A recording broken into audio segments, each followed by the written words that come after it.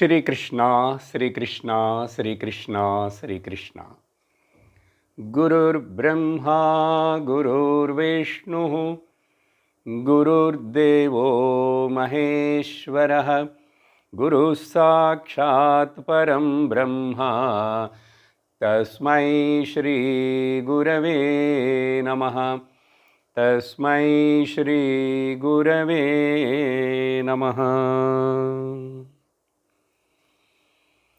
हरि ओम तत्सत्।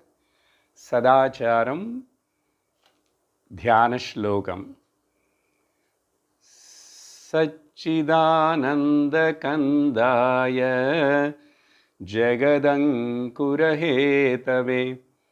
सदोदिताय पूर्णाय नमो अनंताय विष्णवे।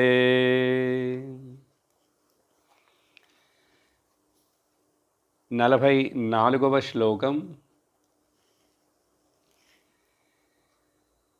పరోక్షం శాస్త్రజం జ్ఞానం విజ్ఞానం చాత్మదర్శనం ఆత్మనో బ్రహ్మణః సమ్యగ్ ఉపాధిద్వయవర్జితం.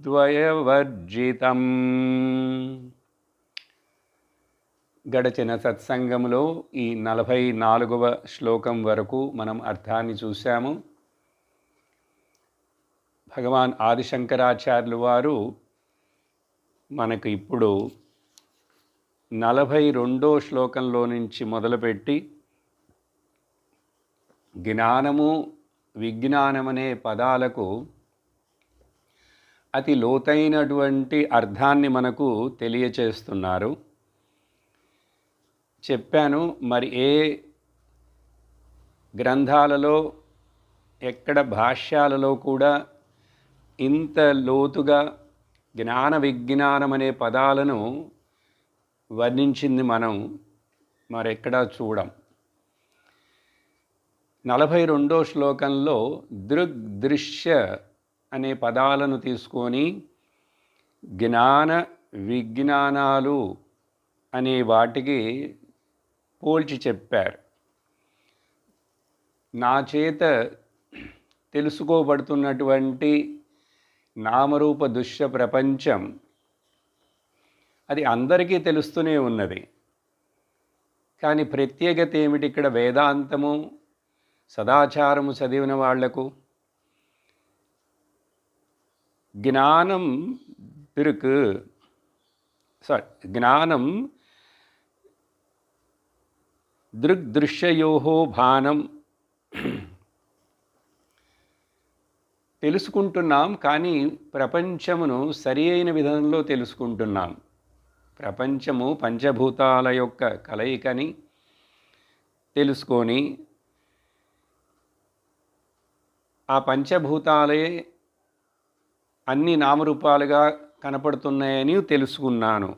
అలా తెలుసుకోవటం దానిని జ్ఞానం అంటాం. అక్కడ తెలుసుకోవటానికి దృక్కు కూడా ఉండాలి. కాబట్టి అలా చెప్పి దృశ్యము లేకుండా కూడా, అంటే నామరూప ప్రపంచము లేకుండా కూడా దృక్కు ఉంటూనే ఉన్నది. కాబట్టి దృశ్య శూన్యత విజ్ఞానం అన్నారు. అందువలన ఆ దృశ్య శూన్యమైన దృక్ విజ్ఞానం అది ఒకటేను. అందరికీ అన్ని చోట్ల అన్ని వేళలా అది ఒకటే. దాన్ని బ్రహ్మం అని అంటారు.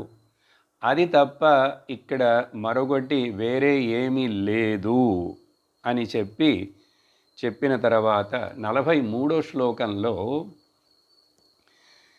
ఈ జ్ఞాన విజ్ఞానములనే క్షేత్రజ్ఞయో జ్ఞానం అని చెప్పి వివరిస్తున్నారు. క్షేత్రము క్షేత్రజ్ఞము ఇది భగవద్గీతలో ఉన్నదని అదే పదాలు ఇక్కడ మనం చూస్తున్నామని చెప్పాను. ఈ క్షేత్రజ్ఞముల యొక్క జ్ఞానం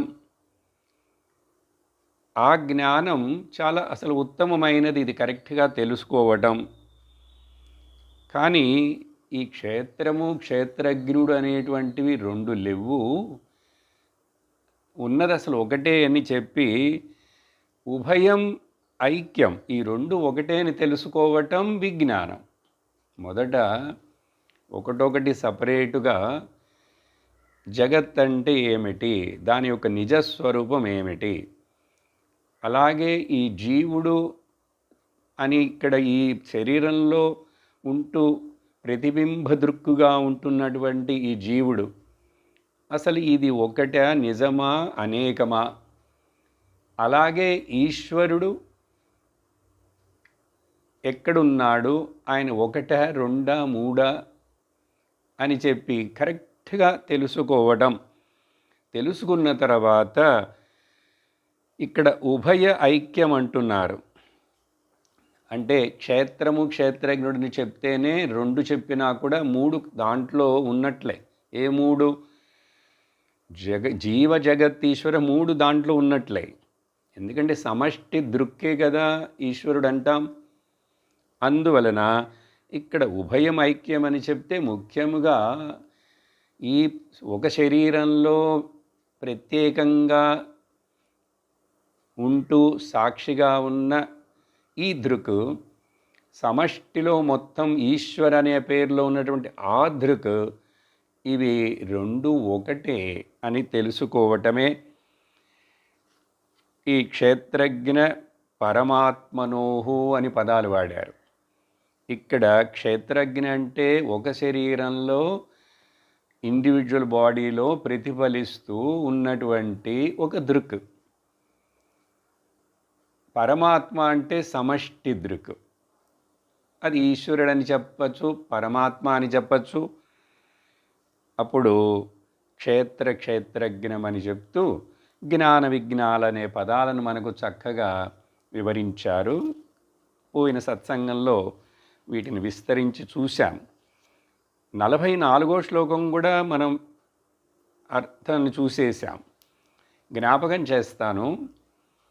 ఇక్కడ మొదట ఈ విషయాలను ఇట్లా వింటున్నాం, బుద్ధిపూర్వకంగా చెవులతోటి విని బుద్ధిలో అర్థం చేసుకుంటున్నాం కదా. ఇట్లా శాస్త్రము యొక్క ఈ విశ్లేషణ, ఈ జ్ఞానము మొదట గురువు దగ్గర నుంచి ఉపదేశ రూపంలో విని అర్థం బుద్ధిలో గ్రహిస్తున్నాం. ఇది పరోక్షమైన జ్ఞానం, ఇది సెకండ్ హ్యాండ్ నాలెడ్జే కానీ ఫస్ట్ హ్యాండ్ నాలెడ్జ్ కాదని చెప్పాం. దీన్ని జ్ఞానం అన్నాం. కానీ ఎప్పుడైతే ఇక్కడ చెప్పే విషయం అంతా కూడా నాకు పూర్తిగా అవగాహన అయి అప్లై చేసి అర్థం చేసుకొని నేను బ్రహ్మమును అని చెప్పి ఖచ్చితమైన నిష్ఠ, దాన్నే జ్ఞాననిష్ఠ అంటాము. అలాంటి జ్ఞాననిష్ఠ ఏర్పడటం అది విజ్ఞానం. పరోక్షమని చెప్పారు కాబట్టి అపరోక్షమని చెప్పాలి. కానీ అపరోక్షం అనే పదాన్ని ఇక్కడ శంకరాచార్యులు వారు వాడలేదు. మనం అర్థం చేసుకోవాలి. ఎందుకంటే ఎప్పుడు పరోక్షం అని చెప్తున్నామో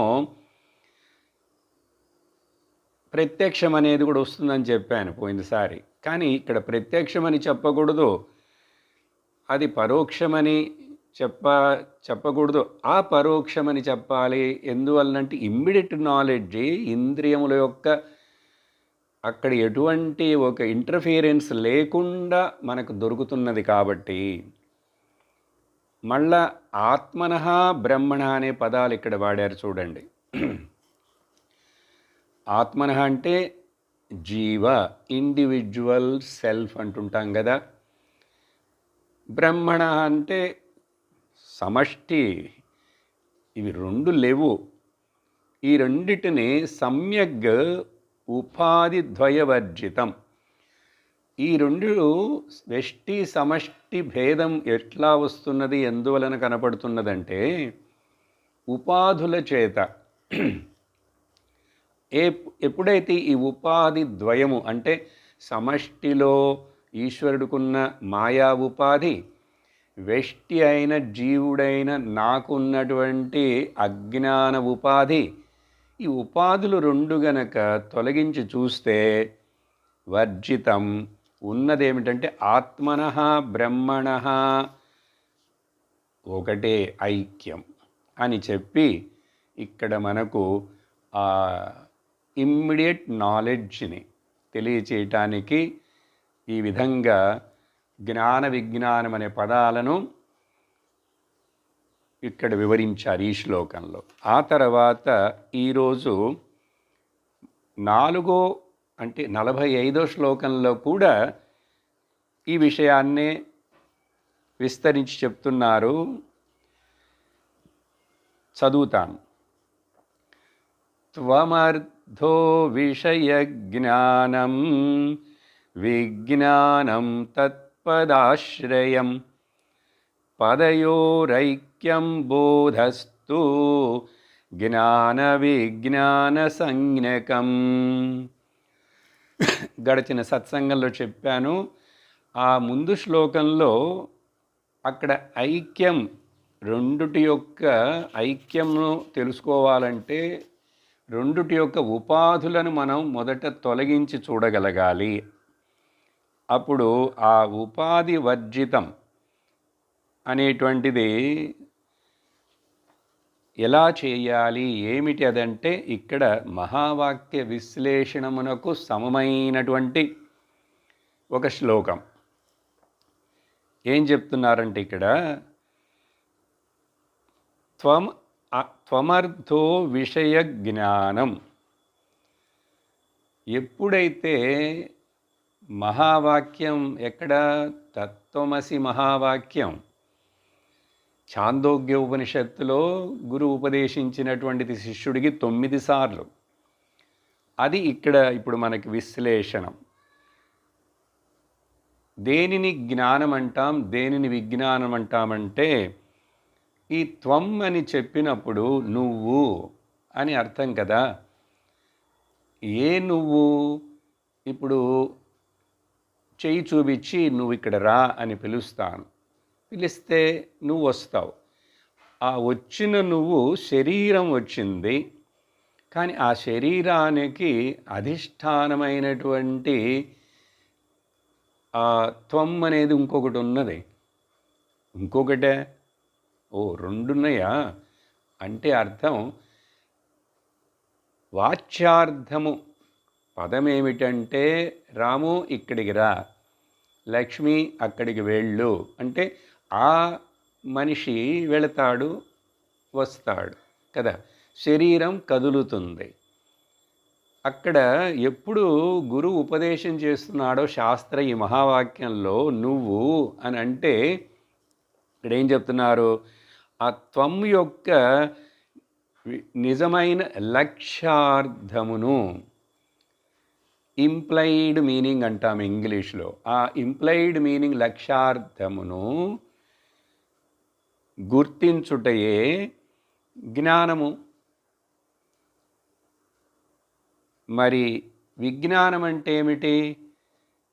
ఓకే, వెష్టిలో గుర్తించేశాను, నేను నన్ను గురించి చెప్తున్నప్పుడు త్వమ్మని లక్ష్యార్థంగా చూస్తే ఆత్మవైన నువ్వు.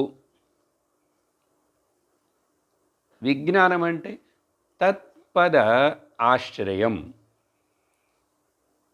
అంటే గురువుగారు ఏం చెప్పారు? నువ్వు అన్నారు. నువ్వు అంటే ఈ శరీరాన్ని చెప్పట్లేదు, నీలో ఉన్న నీ నిజస్వరూపమైన ఆత్మని చెప్తున్నాను లక్ష్యార్థం. అలాగే త్వం, తత్, అది, దట్ అన్నప్పుడు అక్కడ కూడా వాచ్యార్థాన్ని తీసుకోకూడదు. దట్ అంటే ఏంటి? మనకు సహజంగా ఇదంతా ఈ నామరూప పాంచభౌతిక ప్రపంచమంతా. కానీ దాన్ని నువ్వు వాచ్యార్థం మాత్రం తీసుకొని చూడకూడదు. వాటి యొక్క లక్ష్యార్థం ఏమిటంటే అక్కడ కూడా ఉన్నది ఆత్మనే. ఇక్కడ చిన్నదిగా ఈ శరీరంలో వ్యక్తమైనప్పుడు జీవాత్మ అంటున్నాము, అక్కడ సమష్టిగా వ్యక్తమైనప్పుడు పరమాత్మ అంటున్నాము. అందువలన ఆ తత్ పదము యొక్క ఇక్కడ ప్రొనౌన్ వాడుతున్నది ఉపనిషత్తు. ఎందుకంటే బ్రహ్మము న్యూటర్ జెండర్, అది స్త్రీయా పురుషుడా లేక మరేమిటి అని ఈ సందేహం లేదు. జెండర్ అక్కడ లేదుగా, లింగరహితం. అప్పుడు అది తెలుసుకోవాలి. సో 2 పదాలు. నువ్వంటే ఈ మనోబుద్ధి చిత్తహంకారాల ఈ కాంబినేషన్ కాదు. అది అంటే కూడా పంచభౌతిక నామరూప ప్రపంచము కాదు. ఇక్కడ సపోర్ట్ చేస్తున్న చైతన్యం ఏదున్నదో అక్కడ సమష్టిగా సపోర్ట్ చేస్తున్న చైతన్యం కూడా ఒకటే. కాబట్టి నువ్వు అదే. త్వం తత్ అసి, తత్వమసి. అది నువ్వే, నువ్వు అదే. అప్పుడు ఇలా చెప్పి, సో ఇండివిజువల్ అయిన నా స్వరూపాన్ని కరెక్ట్గా తెలుసుకోవటం జ్ఞానం. సమష్టి విషయం కూడా కరెక్ట్గా తెలుసుకోవడం అంటే ఇంప్లైడ్ మీనింగ్ అంటాం, లక్ష్యార్థము. సరే, 2 తెలుసుకున్నామండి. ఇప్పుడు ఏంటి విషయం, తర్వాత కథ ఏమిటి? పదయోహో ఐక్యం. పదయోహో ఐక్యం ఏంటది? త్వం పదం తత్పదం. ఇక్కడ లక్ష్యార్థం ఏంటి? అర్థమైపోయింది. అక్కడ లక్ష్యార్థం ఏమిటి? అర్థమైపోయింది. అర్థమైపోయిందంటే ఏమిటి? ఉపాధులను ఇక్కడ నేను త్యజించేశాను, అక్కడ ఉపాధులను పక్కన పెట్టేశాను. వర్జితమని చెప్పారు కదా ముందు శ్లోకంలో. అప్పుడు ఈ పదాలు కరెక్ట్గా ఇలా అర్థమైన తర్వాత ఇంక వాటి యొక్క ఐక్యం మనకు బోధపడుతుంది. పదయోహో 2వ లైన్లో చదువుతున్నాను. పదయోహో ఐక్యం బోధతు. అది అప్పుడు అర్థమైపోతుంది. ఒకసారి అర్థమైపోయిన తర్వాత ఇంక 2 లేవు కదా, జీవ ఆత్మ, పరమ ఆత్మ. జీవ ఆత్మ అనే పదంలో నుంచి జీవాని తొలగించేశాం, ఆత్మ అని ఉంచుకున్నాం. పరమాత్మ అనే పదంలో నుంచి పరని తొలగించేశాం, ఆత్మను ఉంచుకున్నాం. ఆత్మ ప్లస్ ఆత్మ ఈజ్ ఈక్వల్ టు డబుల్ ఆత్మ అని చెప్పకూడదు, డబుల్ పోజ్ అని. ఒక్కటే. ఈ గ్లాసులో పాలు ఆ గ్లాసులో పాలు 2 కలిపేశాను. ఆ తర్వాత ఒకే పాలు, ఈ నీళ్లు ఆ నీళ్లు కలిపేశాను, 2 చెంబుల్లో ఉన్న నీళ్లను. ఇంకా తర్వాత నీళ్లు ఒకటే, 2 నీళ్ళని చెప్పంగా. అదేవిధంగా ఇక్కడ ఎప్పుడైతే 2 యొక్క లక్ష్యార్థము తెలుసుకొని చక్కగా అర్థమైన తర్వాత 2 లేవని కూడా తెలుసుకుంటాం. కాబట్టి ఆ తెలుసుకోబడుతున్నటువంటి ఆ జ్ఞానము, దాన్ని ఏమనాలి అప్పుడు? జ్ఞానము విజ్ఞానం 2 కలిసిపోయినాయి.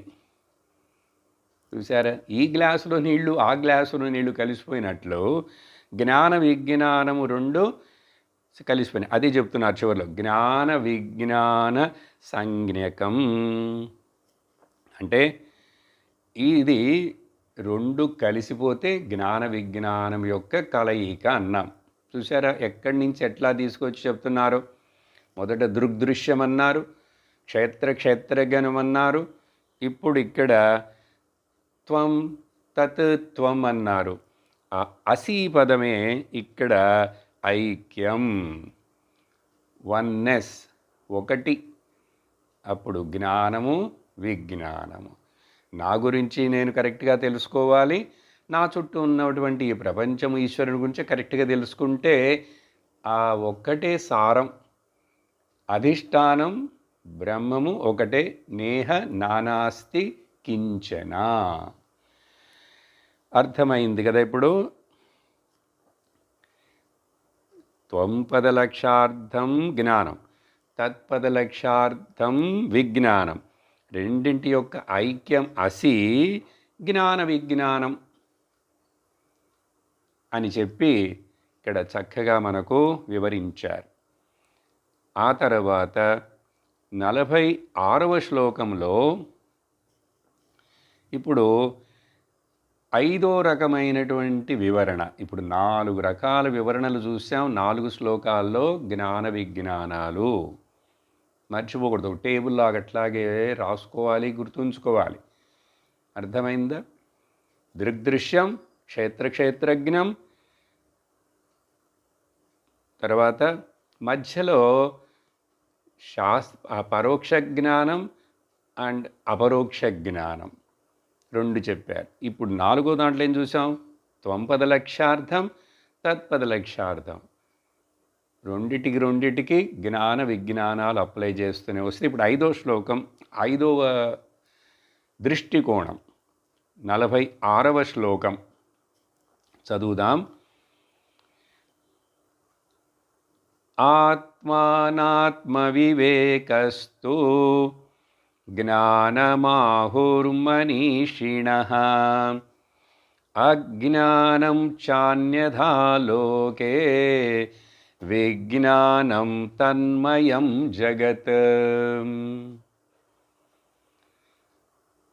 కొంచెం చక్కగా ఏకాగ్రతతో వినాలి, ఎందుకంటే ఇది అత్యంతమైన అల్టిమేట్ వేదాంతం యొక్క టీచింగ్. ఇది గ్రహించేసేయాలి ఇప్పుడే నన్ను నేను బ్రహ్మముగా గుర్తించేయాలి వింటున్నప్పుడే. ఆ తర్వాత ఎప్పుడో కాదు. ఏం చెప్తున్నారంటే ఇక్కడ మొదట మీకు ఆత్మ అనాత్మ వివేక.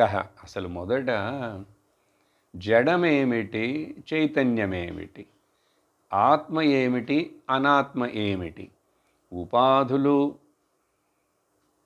మాయా ప్రకృతి కింద లిస్టులో వచ్చేటువంటి ఈ ఉపాధులన్నీ కూడా అనాత్మ. ఇంద్రియ గోచరమయ్యేదంతా కూడా అనాత్మనే. ఒక్క మాటలో చెప్పాలంటే అర్థమైందా? అప్పుడు ఏమంటున్నారు? ఆత్మ అనాత్మ ఈ వివేకము. అందుకనిగా సాధన చతుష్టయ సంపత్తిలో మనిషికి ఏముండాలి? వేదాంతం వినటానికి వచ్చిన వాళ్లకు ముముక్షువులై ఉండాలి. అది 4వ క్వాలిఫికేషన్. అప్పుడు ఎందుకు వేదాంతం క్లాసుకు వస్తున్నాం? ఎందుకు సత్సంగం చేస్తున్నాం? ఆ సత్సంగంలో కూడా వేదాంతము ఇంత లోతైన సదాచారం చదవాలా అని మనకు కరెక్ట్గా తెలియాలి. ఎందుకు చదువుతున్నాను? అప్పుడు అక్కడ ఆ వివేకం ఉండాలి. ఎందుకు చదువుతున్నాను? అందరూ ఏదేదో చదువుతున్నారు, నేను ఇది చదువుతున్నాను. వాళ్ళందరూ వేరే ఎక్కడికో వెళుతున్నారు కథా కాలక్షేపాలకి, నేను ఇక్కడ ఈ వేదాంతాన్ని వింటున్నాను. అలానే ఊరికనే పైపైన తెలుసుకుంటే కాదు. ఆత్మ అనాత్మ వివేకాలను, జీవ జగత్ ఈశ్వర భేదములను, సంబంధములను చక్కగా అన్నిటినీ తెలుసుకోవడానికి ఆ డిస్క్రిమినేషన్ పవర్ ఉండాలి. విచక్షణాశక్తి కదా వివేకం అంటే. అందువలన మొదటి క్వాలిఫికేషను వివేకము. నీకు జీవితంలో ఏం కావాలి అనేది కరెక్ట్గా నీకు తెలిసిందా? ప్రైమరీ గోల్ ఏంటి, సెకండరీ గోల్స్ ఏంటని తెలిసిందా? నీకు ఏది హితం అని తెలిసిందా? ప్రియమైనదే పట్టుకున్నావా?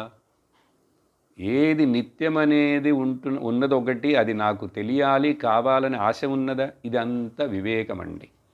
అందుకని ఇలా ఆత్మ అనాత్మ మొదట్లో ఆ వివేకమే ఒక మనిషికి ఏర్పడితే, ఇంకా సింపుల్గా చెప్పాలంటే నేను అసలు ఎవడను, నేను ఎందుకు పుట్టాను, పుట్టడానికి ముందు ఎక్కడున్నాను, ఈ శరీరం మరణిస్తున్నది అది కూడా చూస్తున్నాము, దాని తర్వాత ఎక్కడికి వెళతాను, ఏమిటి అసలు ఈ కథ, దీని పూర్వపరాలు ఏమిటి, తలతోక నాకు అన్నీ తెలియాలి అని ఒక ఆశ రావటమే మొదట ఆ వివేకం వచ్చింది వీడికి అని అర్థం. లేకపోతే కోటాను కోట్ల మంది మామూలుగా జీవిస్తుంటారు. ఈరోజు వాళ్ళని గురించి కూడా చెప్తున్నారు. ఈరోజు మనకు కావాల్సింది 2 పదాలు యాక్చువల్‌గా జ్ఞానము, విజ్ఞానము. కానీ ఇక్కడ రెండో లైన్‌లో అజ్ఞానం అనేది కూడా తెచ్చి చెప్తున్నారు. సరే, మొదట ఒకటి అర్థమైంది. ఆత్మ, అనాత్మ, వివేకం ఉంటే ఆ వివేకం ఉన్నవాడు వాడికి జ్ఞానం ఉన్నది అని అర్థం. దీన్ని జ్ఞానమని అంటారు మనీషిణః. ఆ పదం చాలా ముఖ్యం. ఎవరంటున్నారు? సదాచారం చెప్పే మీరండి. మళ్ళీ ఆయన అక్కడెవరు ఇంకో గురువు గారు లాగానే ఆయన చెప్తున్నారు, ఆయన వేరేదో చెప్తున్నారే అని ఇట్లా కాదు, మనీషిణః చెప్తున్నారు. అంటే వైజ్ పీపుల్ చెప్తున్నారు. ఎలాగండి తెలిసేది వైజ్ పీపుల్ ఎవరని తెలుసుకునేందుకు చాలా చిహ్నాలు ఉన్నాయి, గుర్తింపులు ఉన్నాయి. భగవద్గీతలో కృష్ణుడు ఎందుకు మాటిమాటికి స్థితప్రజ్ఞుడి లక్షణాలు, పరాభక్తుడి లక్షణాలు, గుణాతీతుడి లక్షణాలు, దైవ సంపత్తి ఉన్న వాడి లక్షణాలు, బ్రాహ్మణుడి లక్షణాలు, సత్వగుణ సంపన్నుడి లక్షణాలు ఎందుకు ఆయన చెప్తాడు ఇవన్నీ అంటే, మరి నీకు తెలియాలి కదా వైజ్ పీపుల్ ఎవరని అంటే. ఎందుకంటే లోకల్ అదర్వైజ్ పీపుల్ చాలామంది ఉన్నారు, వాళ్ళని గురించి తర్వాత చూద్దాం. వైజ్ పీపుల్ చెప్పింది వింటే నువ్వు కూడా వైజ్ పర్సన్ అవుతావు, లేకపోతే అదర్వైజ్గా ఉండిపోతావు. మనీషిణః ఈ పదానికి కొంచెం అర్థం చెప్తాను. ఎక్కడ ఏమిటి మనీషిణః పదం? మనీషా పంచకమని శంకరాచార్యుల వారు రాసిన 5 శ్లోకాల యొక్క ఒక చిన్న ఇది ఉంది కదా, అది వేదాంత గ్రంథమే, చిన్న ప్రకరణం, పంచకం. ఇక్కడ మనీషా అంటే జ్ఞానము సంస్కృతంలో. అందుకనే ఆడపిల్లలకి చక్కగా ఈ పేరు పెట్టుకోవచ్చు, మనీషా. ఏమిటి మనీషా? మనీష అంటే జ్ఞానము. చెప్పాను కదా, దక్షిణ అంటే కూడా జ్ఞానమే. ఈ జ్ఞానము ఎలా వస్తుంది ఒకడికి? వాడికి ఊరికినే అట్లా రాలేదు. అందరికీ బుర్ర ఉన్నది కదండి, మరి అందరూ బుద్ధిమంతులు కాదే. ఆత్మానాత్మ వివేకము ఏమిటి చెయ్యాలని అందరికీ తోచట్లేదే. మెజారిటీ అంతా ఎక్కడెక్కడికో పరిగెడుతూ, ఏదేదో మాట్లాడుతూ, ఏదేదో చేస్తూ, ఏదేదో చెప్తున్నారే. అట్లాగే ఉంటుంది మరి మెజారిటీ. కానీ మనీష దీనికి శాస్త్రంలో చక్కగా చెప్పబడింది. వేరే తెలుగు భగవద్గీత సమయంలో కానీ లేక ఇంగ్లీషు గీతా సమయంలో చెప్పు ఉండొచ్చు, మరలా వింటే మంచిది. ఎట్లా వస్తుంది ఇది? ఒకడు ఎట్లా మనీషి అవుతాడు, మనీషిణః అవుతాడు? అసలు ఎట్లా ఒకడు మనిషిగా ఉండగలడు? అందరూ మనుషులే, హ్యూమన్ బీయింగ్స్ అంటాం, కానీ అందరూ మనుషులే. కానీ వాళ్ళు నిజంగా మనుషులు కాదు. ఎందువలన? వాళ్ళకి ఇది లేదు, ఈ మనీషా పని చేయట్లేదు వాళ్ళకి. ఎట్లా పనిచేస్తుంది మరి? ఎవరికి పనిచేస్తుంది? తపసా శ్రద్ధయా మేధయా మనీషయా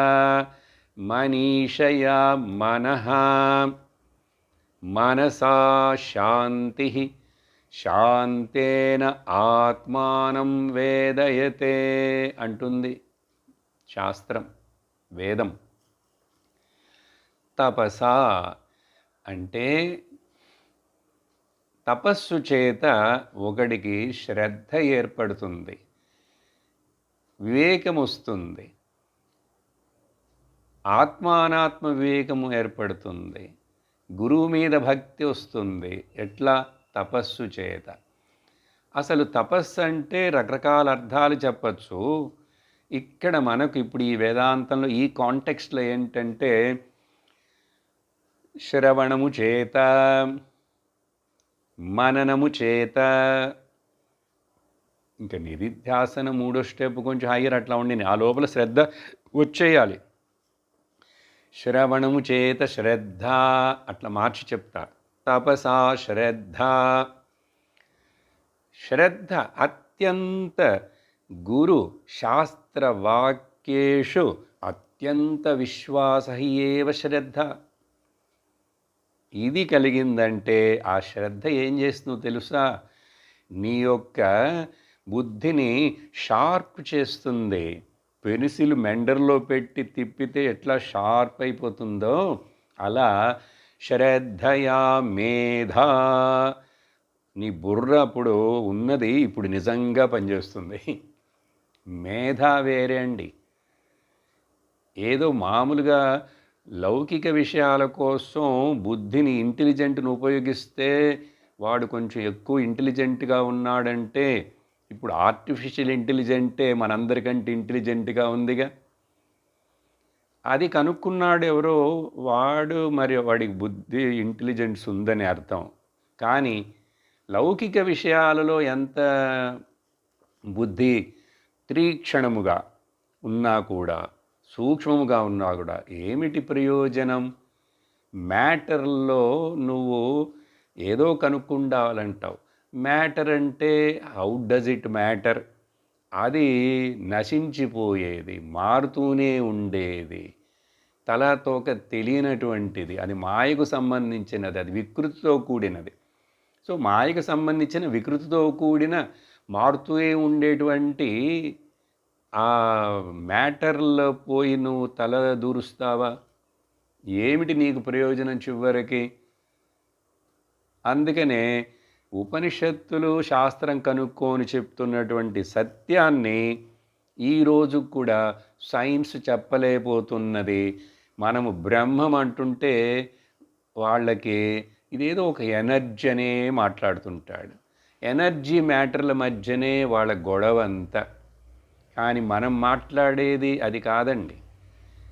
చైతన్యం అనేటువంటిది, జ్ఞానం అనేటువంటిది, బ్రహ్మం అనేటువంటిది ఆ రెండిటికి అతీతమైనది.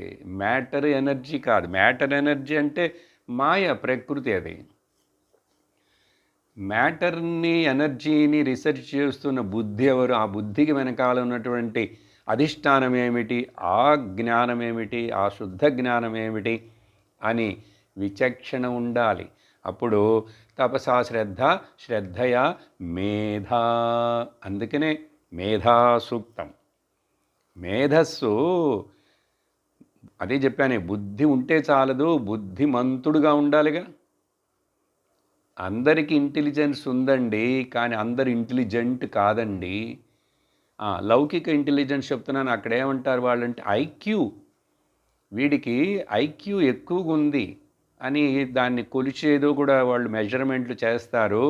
ఇంటెలిజెంట్ కోషెంట్ అది ఎంత ఎక్కువ ఉన్నా కూడా గిన్నిస్ బుక్ రికార్డులో ఎవరో లేక నోబెల్ ప్రైజ్ వాంగిన వాళ్లకు, ఐన్స్టీన్కి ఐక్యూ ఎక్కువ ఉంటుంది.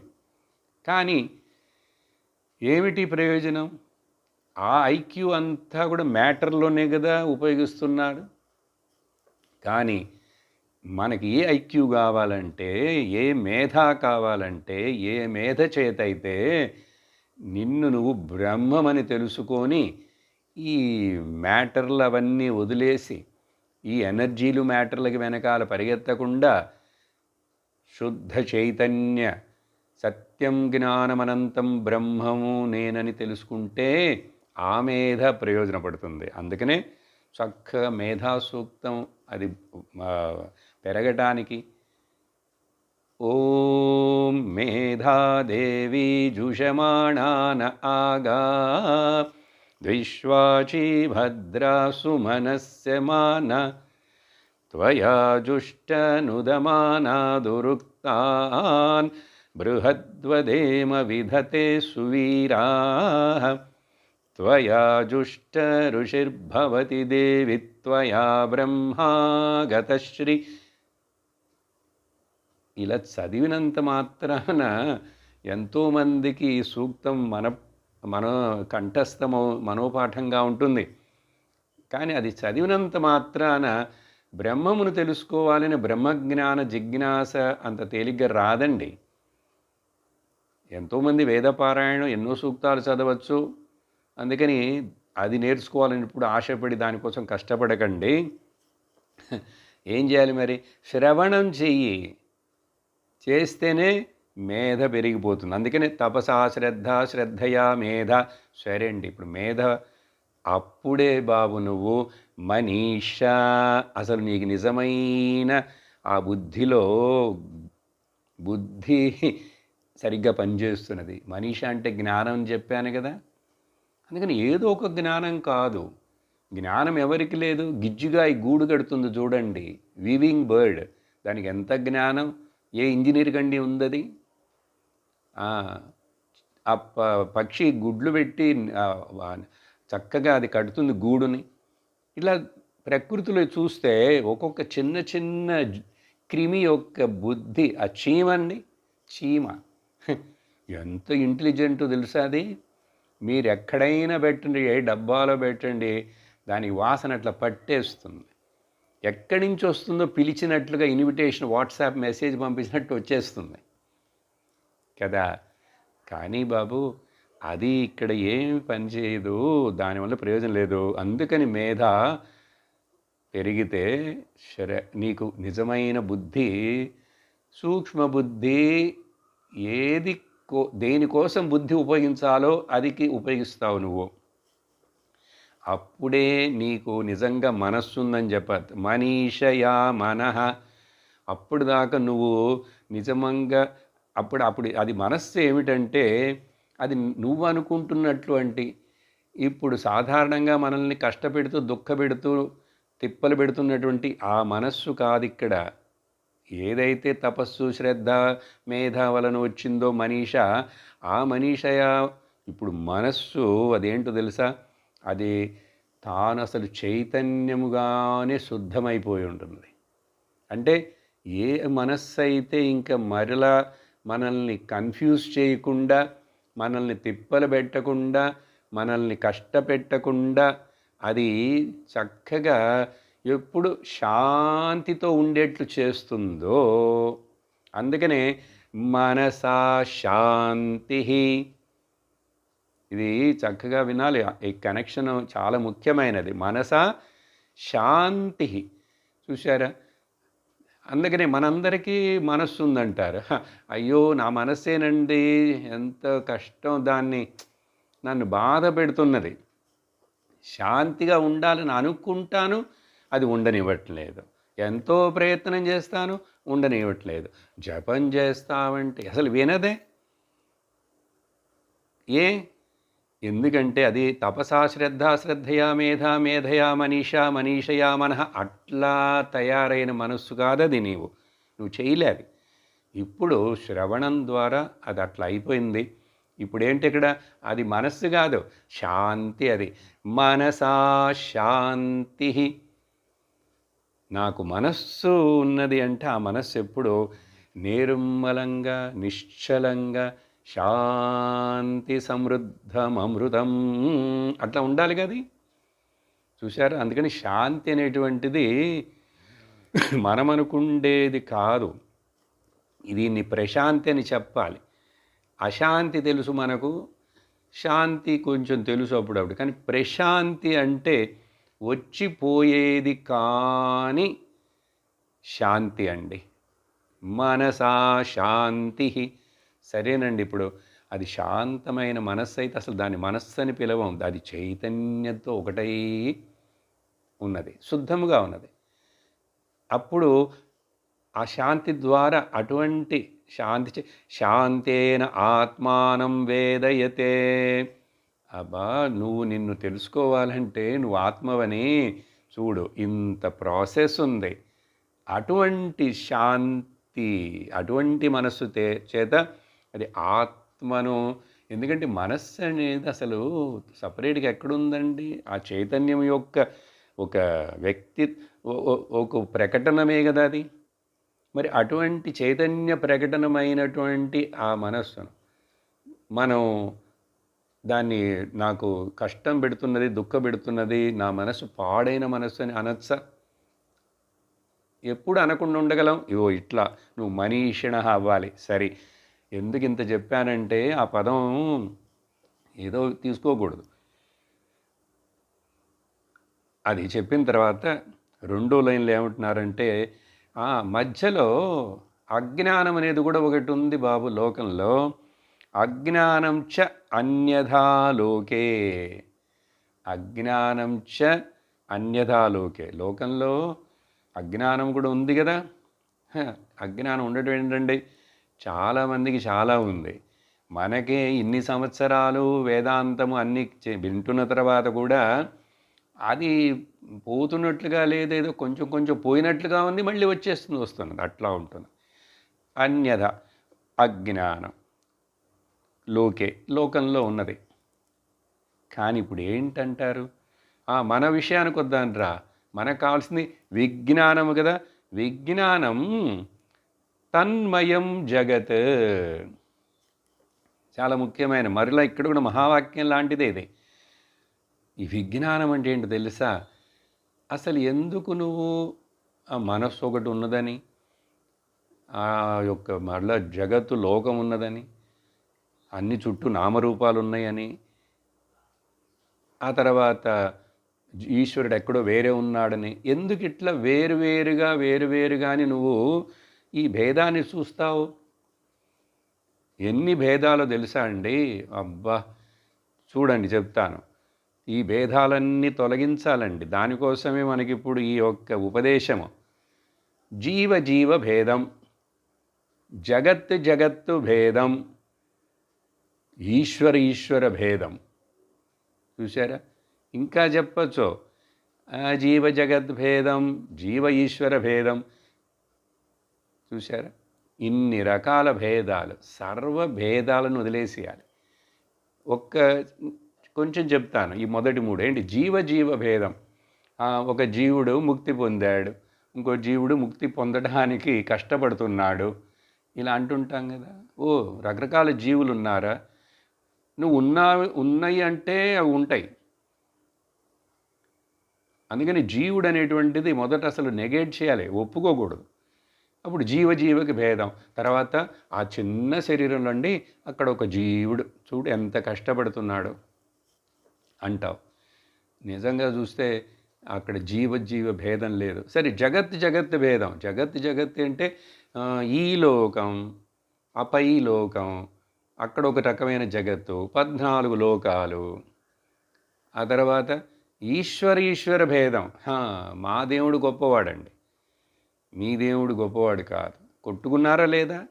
ఇప్పుడు కూడా కొట్టుకోకపోయినా కూడా నేరుగా బుద్ధిలో అట్లాంటి భేదం ఉన్నది జనానికి.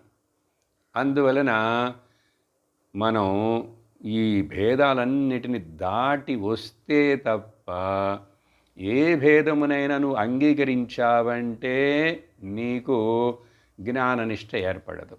నువ్వు ఏమైనా చెప్పు, ఎంత తల బాదుకో, సాధ్యపడదు. భేదమే ఒప్పుకోకూడదు. అందువలన ఒక చిన్న ఉదాహరణ చెప్తాను. చాలా ముఖ్యమైన శ్లోకం అయిందే, చదివేశాం. చివరి పదం ఏంటో తెలుసా? తన్మయం జగత్. తన్మయం అంటే తత్మయం ఈజ్ కాల్డ్ తన్మయం. అంటే ఏంటంటే ఈ లోకమంతా కూడా ఆ తత్తని ఏదైతే మాట్లాడామో, దేనికి చెప్తామండి తత్ అనే పదం వేదాంతంలో? బ్రహ్మమునకు, సమష్టి ఈశ్వర శక్తికి కూడా చెప్తాం. మాయారహితంగా ఉంటే బ్రహ్మం. తత్ ఈ అసలు జగత్ మొత్తం కూడా బ్రహ్మమే బాబు. అర్థమైందా? ఇలా అర్థం చేసుకోవడానికి పేరు విజ్ఞానం అండి. ఏన సర్వం ప్రతిష్ఠితం తం శరణం గచ్ఛామి, సత్యం శరణం గచ్ఛామి, జ్ఞానం శరణం గచ్ఛామి, అనంతం శరణం గచ్ఛామి. సత్యం జ్ఞానమనంతం తన్మయం జగత్. ఇక్కడ జగత్ అనేటువంటిది అసలు వేరే ఏమి లేనే లేదు. అందువలన ఏం చెప్పాలంటే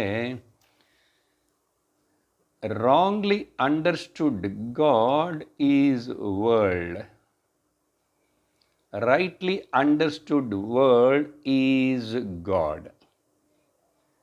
తెలుగులో మళ్ళీ చెప్తా. తప్పుగా అర్థం చేసుకున్న పరమాత్మ ఈ జగత్, సరిగ్గా అర్థం చేసుకున్న జగత్తే పరమాత్మ. చూసారా? అందువలన ఈ భేదాలన్నిటినీ నువ్వు వదిలేసేయి అని చెప్పారు. ఆ తర్వాత ఇప్పుడు 47వ శ్లోకానికి వెళ్ళాలి. ఒక ఉదాహరణ చెప్తానన్నాను కదా, 47వ శ్లోకం చదివేసి ఆ ఉదాహరణతో పాటుగా విందాం. కనెక్షనే అన్నిటికీ. 47వ శ్లోకం అన్వయ వ్యతిరేకాభ్యాం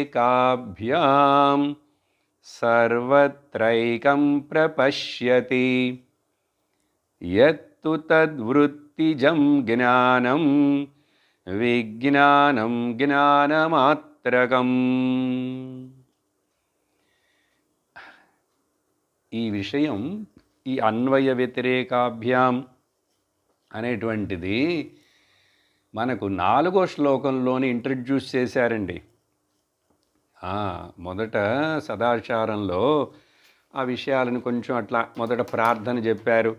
ఆ తర్వాత ఇంట్రడ్యూస్ చేస్తున్నప్పుడే అక్కడే 4వ శ్లోకం అన్వయ వ్యతిరేకాభ్యాం, అది గుర్తు చేసుకోవడం చాలా మంచిది.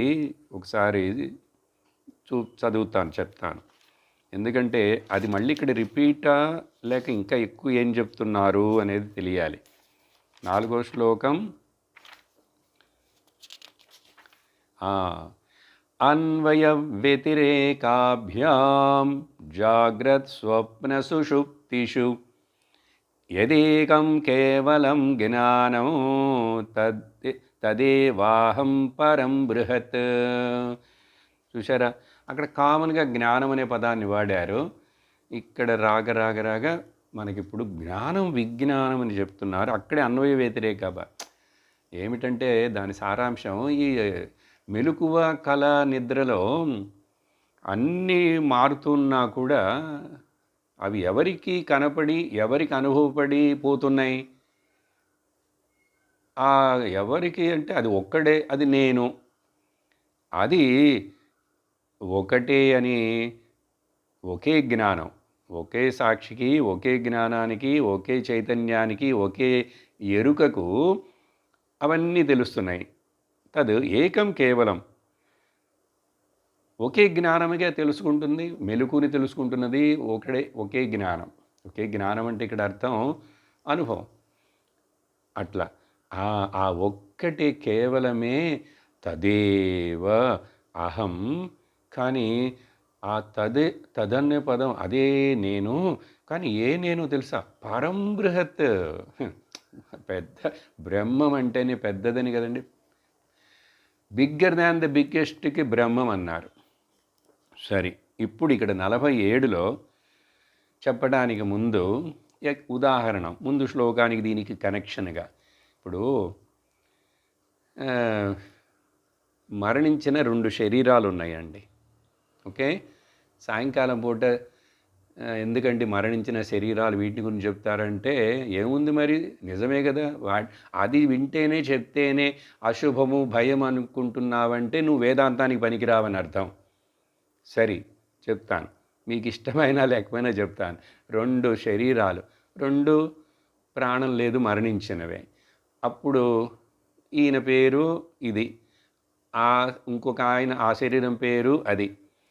ఈయన యొక్క బయోడేటా అంతా వేరే, ప్రొఫైల్, ఇతని యొక్క ప్రొఫైల్ అంతా వేరే. సరే, ఈ 2 కూడా ఇప్పుడు మెడికల్ కాలేజీలో అక్కడ లేక పోస్ట్ మార్టానికి పంపిస్తే అనుకుందాం, పైన ఆ స్కిన్ అనేటువంటి ఆ కవర్ని ఇట్లా తీసేశారనుకోండి, రెండిటికి తీసేసిన తర్వాత నామ రూపం, ఆ రూపం ఇప్పుడు అసలు తెలియదు. ఆ 2 ఒకటిగానే ఉంటాయి. ఎందుకంటే లోపల మ్యాటర్ అంతా ఒకటే కదా. అక్కడ రక్తం, మాంసం, కండరాలు, ఎముకలు, నాళాలు ఎంత అదే. మరి ఎక్కడుంది భేదం అప్పుడు? పైన ఒక చర్మం వేరుగా ఉన్నంత మాత్రాన, సరే ఇంకా కొంచెం లోతుగా వెళితే ఆ తర్వాత చూస్తే ఒకటొకటొకటి డిసెక్ట్ చేస్తే అవన్నీ ఒకే రకమైన పంచభూతాలతో చేయబడినవే కదా. అవునా కాదా? చూశారా? అప్పుడు ఎక్కడ భేదం ఉంది? ఎందుకంటే ముందు శ్లోకంలో భేదం అనేది చూడటం అది పాపం, తప్పు. భేదరహిత స్థితి, భేదరహిత జ్ఞానం కావాలి, అభేద జ్ఞానం.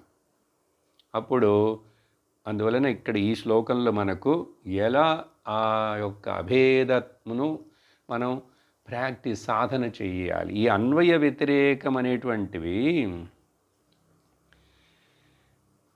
ఇప్పుడు ఎందుకు అసలు ఈ శ్లోకం ఇదేంటి? ఇప్పుడు 5 రకాలైనటువంటి జ్ఞాన విజ్ఞానాల యొక్క విషయం చెప్పి ముగించేశారు.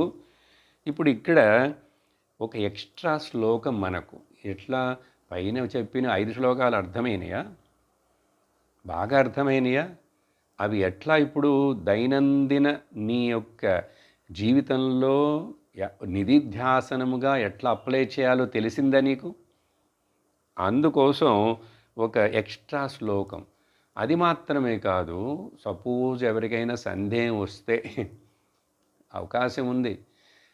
ఏమిటి స్వామి 5 శ్లోకాలలో 5 రకాలుగా మాట్లాడారు, 5 2 10 పదాలను కొత్త కొత్తవి చెప్పి మమ్మల్ని కొంచెం అట్లా ఇట్లా కన్ఫ్యూజ్ చేసి తిప్పి అని, అందుకని అవన్నీ డిఫరెన్సే మాట్లాడుతున్నాయి అన్నట్లు ఎవరికైనా అనిపిస్తుందేమో. లేదు, అవి ఒక్కొక్క దృష్టికోణంలో నీకు అర్థమవటానికి చెప్పడానికి ఆ రకరకాల పదాలే తప్ప వాటి యొక్క అర్థం ఐడెంటికల్ ఒకటే. అందువలన వాటిల్లో భేదం లేదు. సరే, ఈ శ్లోకం నీకు ఇంకా కొంచెం క్లారిటీ ఇవ్వటం కోసం చెప్తున్నానని శంకరాచార్యులు వారు అన్వయ వ్యతిరేకం అనేది అక్కడ మాట్లాడి ఆ రోజు కూడా వివరించాను 4వ శ్లోకంలో. వేరే వేదాంతంలో కూడా అక్కడక్కడ వింటూనే ఉంటాం. దీన్ని ఒక ఏమంటారు, ప్రక్రియ, వేదాంతంలో విషయాన్ని అర్థం చేసుకోవడానికి ఉపయోగించేటువంటి ప్రక్రియ, ఒక మెథడాలజీ. సింపుల్గా ఇంగ్లీష్లో చెప్పాలంటే దీన్ని కో ప్రెజెన్స్ కో యాబ్సెన్స్ అంటారు. అర్థమైందా? సింపుల్గా మీకు మొదట ఆ శ్లోకం పదాలకు వెళ్ళే లోపల నేను వేరే 4 పాయింట్లుగా చెప్తాను ఈ రోజుకి. ఏమిటంటే, ఈ అన్వయ వ్యతిరేకం కూడా సర్వభేదములను నిరాకరణ చేయుట కొరకే. గుర్తుంచుకోండి. ఏమిటంటే, 1 పాయింట్, కార్యములన్నిటి యందు, కార్యం అంటే ఎఫెక్ట్ కదా, కార్యములన్నిటి యందు కారణము యొక్క ఉనికిని గుర్తించడం. మళ్ళీ చెప్తాను, కార్యములన్నిటి వెనుక కార్యం యొక్క ఉనికిని గుర్తించటం అన్వయము. అంటే ఏంటి? కార్యములు, ఎఫెక్ట్స్ చాలా ఉన్నాయి, కానీ అన్ని ఎఫెక్ట్లకి వెనక ఉన్నటువంటి ఇది ఒకే ఒక కారణం అని గుర్తించాలి. సహజంగా ఏం చెప్తూ చూపిస్తుంటాను మీకు, ఇదో ఈ కుండ చూడండి, కుండ జ్ఞానం ఏర్పడింది. ఈ క్లిప్పును చూడండి, క్లిప్పు జ్ఞానం ఏర్పడింది. ఇప్పుడు ఎఫెక్ట్ ఏమిటి? ఈ కళ్ళు చూస్తున్నాయి, ఇది క్లిప్ అని ఒక జ్ఞానం ఏర్పడింది, ఇది కుండ అని ఒక జ్ఞానం ఏర్పడింది. ఇట్లా క్లిప్పు మారింది, కుండ మారింది, వస్తువులు మారుతాయి, కానీ ఈ జ్ఞానం అనేటువంటి తెలుసుకుంటున్నది, తెలియబడుతున్నది అనేటువంటిది ఒకటే చాలానా? 2 రకాలుగా దానికి బదులుంది. అది ఇప్పుడు వెంటనే చెప్పకండి 1 2 అని. అది ఒకటే అని చెప్పినాను, కొంచెం జాగ్రత్తగా ఆలోచించి చెప్పాలి. ఓకే, హయ్యర్ లెవెల్లో ఫైనల్లీ అది ఒకటే అని చెప్తాం, కానీ దాని కింద ఇంకొకటి ఉంది, ఇది వృత్తి జ్ఞానం, వృత్తి వ్యాప్తి, ఫల వ్యాప్తి అని మధ్యలో మాట్లాడాను అక్కడ ఇంత ముందు క్లాసుల్లో. సరే, ఇప్పుడు అంత లోతుగా ఆ విషయం వద్దు, బట్ జస్ట్ అర్థమైందా అన్వయం అంటే ఏంటని చెప్పాను. సరే అండి, ఇప్పుడు ఇలాగే ఒక కారణ బ్రహ్మయే అన్ని నామరూపాల వెనుక ఉన్నదని తెలియుటయే జ్ఞానం. రెండింటిని కనెక్ట్ చేస్తున్నాను. అన్వయం అంటే ఏంటని చెప్పాను, దీన్నే జ్ఞానం అంటాం. అర్థమైందా? దీన్ని ఆ కారణం అన్నీ కార్యాలకు వెనుక ఉన్నటువంటి కారణం ఒకే బ్రహ్మ, అన్ని నామరూపాలు సర్వమునకు వెనుక ఉన్నటువంటిది ఒకే ఒక కారణం బ్రహ్మ అని తెలుసుకోవటం ఉందే, తెలుసుకున్నాను, అది జ్ఞానం.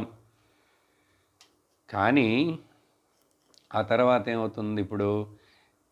ఇప్పుడు ఇది తెలిసిందండి, అది తెలిసింది నాకు, ఇది తెలిసింది, అది తెలిసింది. ఈ తెలిసేవన్నీ కూడా ఇదం వృత్తి అంటాం. కుండ వృత్తి, క్లిప్ వృత్తి కదా, అలాగే హ్యాండ్ కర్చీఫ్ వృత్తి, వీటన్నిటిని ఇదం జ్ఞానం, దీని జ్ఞానం, దాని జ్ఞానం. ఇదం వృత్తులు మారుతూనే ఉన్నాయి, కానీ ఆ ఇదం వృత్తి ఎవరికి తెలుస్తున్నదో ఆ అహం వృత్తి మారట్లేదు. అహం వృత్తి మారట్లేదు, తెలుసా? అందుకని అట్లా ఏదైతే మారకుండా ఉన్నదో, ఈ ఇదం వృత్తులు లేకపోయినా కూడా ఏదైతే ఎప్పుడూ ఉంటున్నదో అని తెలుసుకోవటానికి పేరు వ్యతిరేకం అండి. సరే, చివరిగా ఒక 2 లైన్లు చెప్పేసి మనం నిలుపుదాం. అంటే ఏమిటి అర్థం? ఏమర్థమైంది? కార్యములు లేనప్పటికీ కూడా, లేకుండానే, కార్యములు అంటే ఎఫెక్ట్లు లేకుండానే కారణం ఉంది, కారణం మాత్రం ఉంది. అంటే కార్యములను నెగేట్ చేస్తున్నాం, వ్యతిరేకం. కానీ సరే, కార్యాలు వచ్చినాయి, ఇప్పుడు ఏంటి? ఎఫెక్ట్లు వచ్చినాయి. ఎఫెక్ట్లు, కార్యాలు ఇదం వృత్తులండి. వచ్చినప్పుడు కూడా ఈ అహంవృత్తి ఉంటూనే ఉన్నది. ఇది ఉంటే అవన్నీ ఉన్నాయి, దీన్ని అన్వయం. అవన్నీ లేకపోయినా కూడా బ్రహ్మం ఇది ఉన్నది. అంటే ఏంటి? ఇదం వృత్తులు ఉన్నప్పుడు అహంవృత్తి ఉంది, ఇదం వృత్తులు లేనప్పుడు కూడా అహంవృత్తి ఉన్నది. ఇదండి అన్వయం వ్యతిరేకం అంటే. ఈరోజుకి డోస్ చాలా. అందువలన మనం ఈ విధంగా చక్కగా అర్థం చేసుకుంటే మనకు ముందు చెప్పిన శ్లోకాలలో విషయాలన్నీ కూడా బాగా మనకు అర్థమైపోతాయి. అందువలన ఇప్పుడు అన్వయ వ్యతిరేకాభ్యాం సర్వత్ర ఏకం పశ్యతి. చూసారా మొదటి లైన్లో? ఈ అన్వయ వ్యతిరేకాల ద్వారా సర్వత్ర, నువ్వు ఏదైనా తీసుకో, ఏ టాపిక్ అయినా తీసుకో, ఏ ఆబ్జెక్ట్ అయినా తీసుకో, ఏ సిచ్యువేషన్ అయినా తీసుకో, సిచ్యువేషన్లు మారుతాయి, ఆబ్జెక్టులు మారుతాయి, ప్లేసులు మారుతాయి, కాలం మారుతున్నట్లుంది. కానీ దేశకాల విషయాదివర్తియద్ బ్రహ్మతత్వమసి భావయాత్మని. ఇవన్నీ మారుతూ ఉన్నప్పటికీ కూడా అదే ఏది? నేను, ఆ బ్రహ్మమునైన నేను మారటమే లేదు అని తెలుసుకోవటమే కావలసినది. ఈ 2వ లైన్లో ఉన్న అర్థం వచ్చే సత్సంగంలో వివరిస్తూ ముందుకు సాగుదాం. ఓం పూర్ణమదః పూర్ణమిదం పూర్ణాత్ పూర్ణముదచ్యతే పూర్ణస్య పూర్ణమాదాయ పూర్ణమేవావశిష్యతే. ఓం శాంతి శాంతి శాంతి. హరి ఓం శ్రీ గురుభ్యో నమః. హరి ఓం. హరి ఓం తత్సత్. ఒక్క నిమిషం, నేను యూట్యూబ్ వ్యూవర్స్ కోసం ఒక అనౌన్స్మెంట్ చేస్తున్నాను. చాలామంది సబ్స్క్రైబ్ చేసి లేక సబ్స్క్రైబ్ చేయకుండానే యూట్యూబ్లో ఈ సత్సంగాలని వింటున్న వాళ్ళు ఉన్నారు. చాలామందికి ఇంకా ఈ ఆన్లైన్ క్లాస్ మొదలైందని తెలిసి ఉండదు. దాంట్లో పోస్ట్ చేశాం, అందుకని ఇప్పుడు అనౌన్స్ చేస్తున్నాను. 4 ఆన్లైన్ క్లాసులు జరుగుతున్నాయి. వాటిల్లో ఒకటి ఇంగ్లీషు, 2 తెలుగు, మరొకటి తమిళం. అదిలో చేరాలి అనుకున్న వాళ్ళు, దాని లింకు కావాలనుకున్న వాళ్ళు vedavanikam@gmail.com అనే మెయిల్కి వాళ్ళ డీటెయిల్స్ని పంపాలి. నేను యూట్యూబ్ వ్యూవర్స్ కోసం మాట్లాడుతున్నాను, ఇప్పుడు ఆన్లైన్లో ఉన్న వాళ్ళ కోసం కాదు. మీరు ఒక్క నిమిషం వెయిట్ చేయండి. అప్పుడు ఆ మెయిల్ మీరు మీ యొక్క వాట్సాప్ ఫోన్ నెంబర్ తోటి మీ డీటెయిల్స్ని కొంచెం పంపిస్తే మీకు ఆ లింక్ ఎలా వస్తుంది, మిమ్మల్ని ఏ గ్రూపులో చేర్చాలని చెప్పి నిర్ణయం చేస్తాం. అందువలన ఇష్టం ఉన్న వాళ్ళు ఆ ఆన్లైన్ క్లాసులకి అటెండ్ అవ్వచ్చు. ఈ విధంగా హరి ఓం తత్సత్.